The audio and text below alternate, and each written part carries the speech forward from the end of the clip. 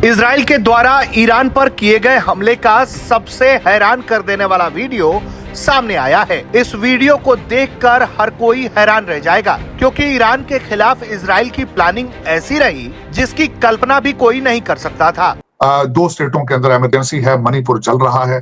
कोशिश करें कि अपने किसी और सोल्यूशन की तरफ जाएं। मैं नहीं समझता कि आज वो इजराइल के साथ खड़े हो ना खड़े हो, डज नॉट मैटर। इजराइल की जासूसी एजेंसी मोसाद ने एक वीडियो जारी किया है और बताया है कि उसकी ताकत के आगे ईरान क्यों कमजोर पड़ गया। सर, इससे ज्यादा ये है ना कि अगर ये मुकम्मल तौर पे ईरान की तरफ गए और इन्होंने ईरान के लिए, आपको पता ही है, ये तो पहले फलस्तीन के लिए भी नारे लगाते रहे। नहीं, मेरा नहीं ख्याल कि ईरान के हक में कोई हम बहुत ज्यादा जाएंगे।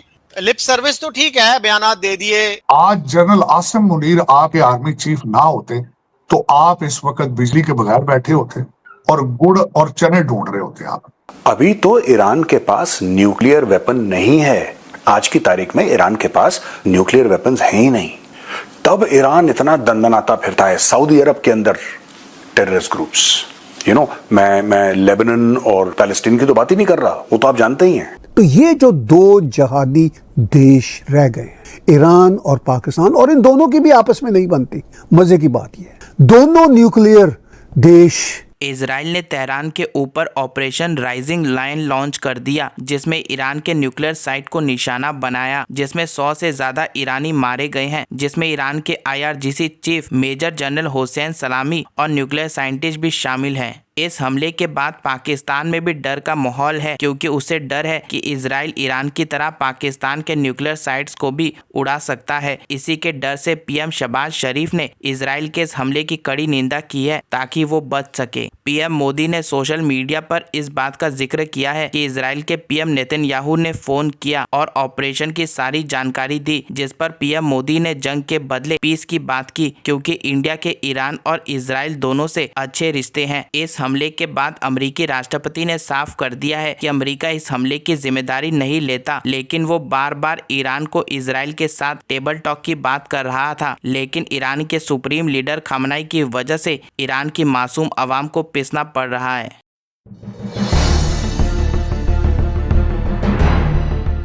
आज हम यूक्रेन की मिसाल और जो इसकी मिसाल ईरान की मिसाल कैसे देखते हैं। पाकिस्तान की जो न्यूक्लियर कैपेबिलिटी है, जिसकी वजह से आज कोई मुल्क, पर्टिकुलरली इंडिया, ये कोशिश नहीं करता पाकिस्तान पे हमला करे। और दूसरी तार साहब, जरा इस पे भी जरा कंपेयर कीजिएगा कि जब इंडिया ने हम पे हमला किया तो हमने 10 मई को जो 5 घंटे मिसाइल फायर किए, उसके बाद तारड़ साहब डिटेरेंस रिस्टोर हो गई थी। इंडिया को सीज फायर पे बैठना पड़ गया था। इंडियंस नहीं मानते, लेकिन अमेरिकी सदर बार बार कहता है कि मैंने कल रात भी वो कह रहे थे, 13वीं दफा मेरा ख्याल है उन्होंने कह दिया। ये न्यूक्लियर वेपन्स और मिसाइल टेक्नोलॉजी आज पाकिस्तान की, आपको लगता है कि उस वक्त हम समझते थे कि हम ये बेवकूफ़ी है, नहीं होना चाहिए था, हमें ये नहीं लेना चाहिए था। हम कोई कहता जी ये अब्दुल कदीर खान ले आया, कोई कुछ कह रहा है, लेकिन डॉक्टर साहब आपको लगता है कि ये मिसाइल पावर, ये न्यूक्लियर टेक्नोलॉजी आज पाकिस्तान को डिग्निटी दे रही है और आज हम लोग इस अमन में बैठे हुए हैं बिकॉज ऑफ दैट। वरना इजराइल जिस तरह कभी रोज ईरान पे चढ़ाई कर रहा होता है, हमारे ऊपर भी भारत ने की होनी थी। चीमा साहब, आप जिस शहर में बैठे ये प्रोग्राम अभी हम रिकॉर्ड कर रहे हैं, आज आपके पास एटॉमिक एसेट्स ना होते, आज जनरल आसिम मुनीर आपके आर्मी चीफ ना होते, तो आप इस वक्त बिजली के बगैर बैठे होते और गुड़ और चने ढूंढ रहे होते। आप उसकी वजह पेश करना चाहता था तो चाहूंगा, 80 तैयारे तैयार थे पाकिस्तान पे अटैक करने के लिए भारत के, और हर तैयारे के पास 5 मिसाइल थे। 400 मिसाइल दागे जाने का प्रोग्राम था, नंबर 1। दूसरा, मैं बिल्कुल ये किसी का नाम मजाक करना चाहूंगा, मेरे बहुत ज्यादा रिलेशनशिप है भारत के साथ, लेकिन ओवर कॉन्फिडेंट होके वो अपने आप को अमेरिका समझना शुरू कर देते हैं, ये ज्यादती है। पहले उन्होंने समझा था कि जिस तरह उसामा बिन लादेन को लेने आ गए थे, ये आ जाएंगे, बालाकोट चले गए थे। इनको चाहिए था, सोचते उस वक्त, और जाती दफा हमारे अच्छी चाय वाले बंदे फंस गए यहाँ पे। उसके बाद अब गाजा, वो समझते थे कि हम गाजा बनाएंगे पाकिस्तान, भूल जाते हैं कि चाइना साथ खड़ा है और चाइना भी एंगेज्ड है। चाइना ने ही चाहे कहें बम दिए हों, इन्होंने बना के एटॉमिक एसिड दिए हों, हथियारे दिए हों, जो कुछ भी हो, बार बार मेरे कुछ भारतीय दोस्त कहते हैं ये जी चाइना ने कर लिया। चाइना ने भी किया, पाकिस्तान के साथ तो खड़ा हुआ है ना वो। तो दर हकीकत फिर अब PL-17 दे दिए उन्होंने, जिसकी रेंज 400 से 500 माइल पे रेंज आ रही हो।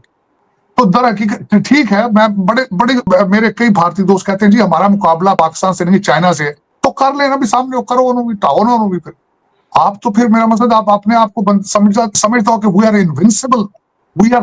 अब ये सोच मैं पूछ, कहते हैं डोनाल्ड ट्रंप फॉलो हमें करता है, कहते हैं अमेरिका गाइडलाइन भारत की लेके चल रहा है। अब कुछ दिनों बाद इन्होंने कहना शुरू कर दिया अमेरिका की तरक्की का सीक्रेट ही इंडिया है। मैं मानता हूं ये बात आपकी कि आपका डायस्पोरा यहाँ पे पढ़ा लिखा आता है, लेकिन वो अमेरिकन हो जाते हैं।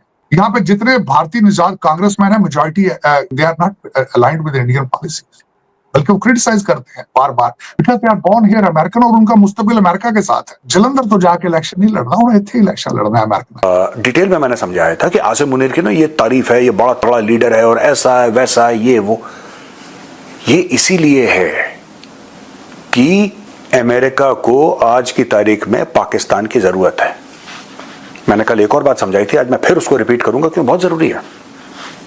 जब पाकिस्तान एक्चुअली अमेरिका के साथ मिलकर काम कर रहा था अफगानिस्तान में, मैं 9/11 के बाद वाला पीरियड की बात कर रहा हूं, मैं अब पुराना पीरियड की बात नहीं कर रहा जब वो CIA का था। नहीं, यहां पे तो फॉर्मली ओवर्टली काम कर रहा था। पहले तो कोवर्ट काम था 79 to 89 के बीच में, अभी ओवर्टली काम कर रहा है on the face of it, सबके सामने। यार वहां पे एक बात आपने नोट करी कि जब वो काम कर रहा था अमेरिका के साथ, तब अमेरिका उसको हर समय ताने देता था, पाकिस्तान को क्रिटिसाइज करता था, डू मोर और करो।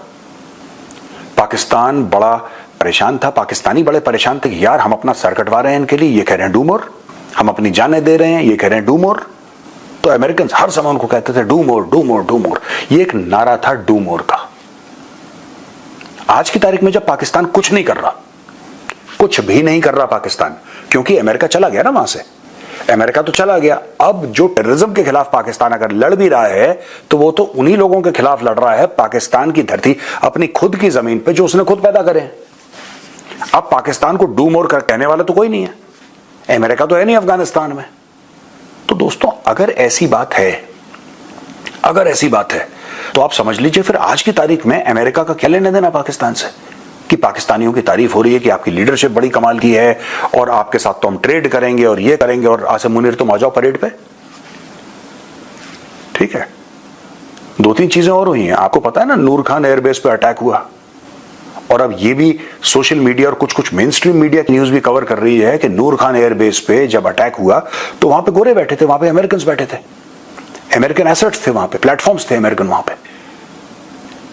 तो जब ट्रंप कहता है कि मैंने बोला कि सीज फायर करो सीज फायर करो सीज फायर करो, और इंडिया ने सीज फायर कर दिया, ऐसा ट्रंप ने बोला ना, और यहां पे भी ऑपोजिशन पार्टीज ने बोला कि अरे सीज फायर कर दिया, अमेरिका के कहने पर नरेंद्र मोदी डर गया। अमेरिकन एसेट्स नूर खान बेस में क्या कर रहे थे, पहले आपको यह समझना पड़ेगा कि अमेरिकन एसेट्स नूर खान बेस में क्या कर रहे थे।